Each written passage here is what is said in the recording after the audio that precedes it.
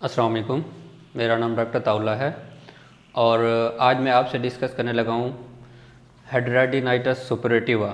ये इंग्लिश में एक टर्म है, यानी जो ज़्यादातर हमारे जो होते हैं बगल के जो ग्लैंड्स होते हैं या गदूदें होती हैं उनमें इन्फेक्शन होता है और वहाँ पे जो है वो पस बनती है और फोड़ियाँ फिंसियाँ निकलती हैं। ज़्यादातर बगलों में निकलते हैं और इसके अलावा ये जो हमारी ग्रोइन रीजन है या जो हमारी थाइज़ हैं, जो टांगे हैं, उनकी अंदर वाली साइड पे निकलता है।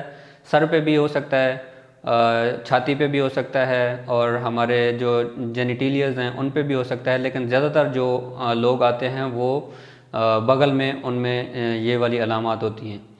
ये क्या है? हेड्राडिनाइटस सुपरेटिवा इंग्लिश में इसको कहते हैं, उर्दू में इसको कहते हैं कि गदूदें हैं वो सूज गई हैं।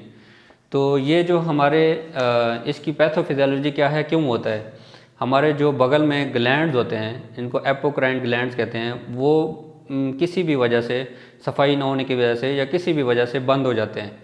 ये जल्द है और ये ग्लैंड है, ये जहाँ से इसकी रतूबतें निकलती हैं और बाहर निकल जाती हैं जल्द के थ्रू।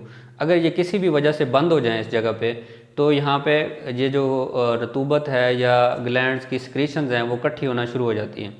तो जब ये इकट्ठी हो जाएंगी तो यहाँ पे स्टेसिस होगा, इन्फेक्शन होगा और इन्फेक्शन के बाद इन्फ्लेमेशन होगी और उसके बाद स्कारिंग होगी।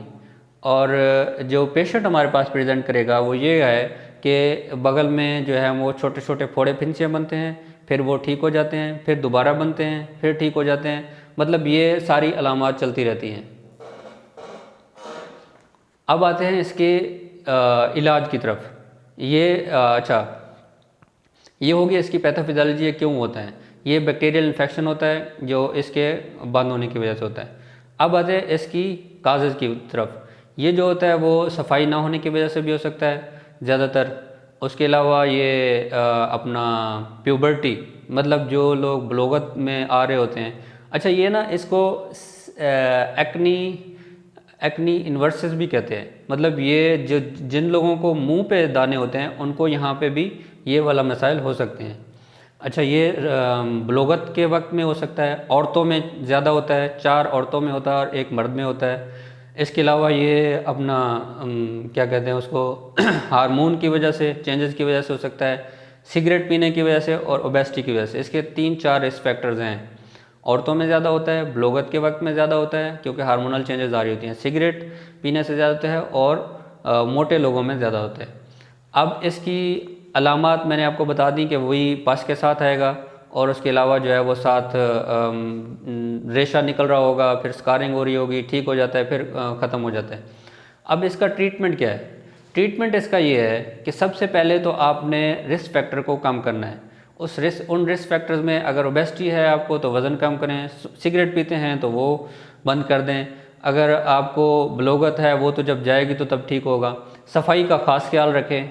अच्छा, ये हो गया इसके रिस्क फैक्टर को कम करना। अब ट्रीटमेंट मेडिकल भी हो सकती है, सर्जिकल भी हो सकती है। मेडिकल ट्रीटमेंट में ये है, या इलाज के सफाई के साथ साथ आपने उसको एंटीसेप्टिक सोप से धोना है और फिर उसके ऊपर एंटीबायोटिक ऑइंटमेंट लगानी है, या कोई तेल मिलता है जो कि आपको डॉक्टर रिकमेंड करेगा वो लगाना है। इसके अलावा अगर आपको ज़्यादा पस बन गई है तो फिर आप उसको क्या कहते हैं ओरल एंटीबायोटिक जो डॉक्टर आपको बताएगा वो भी ले सकते हैं।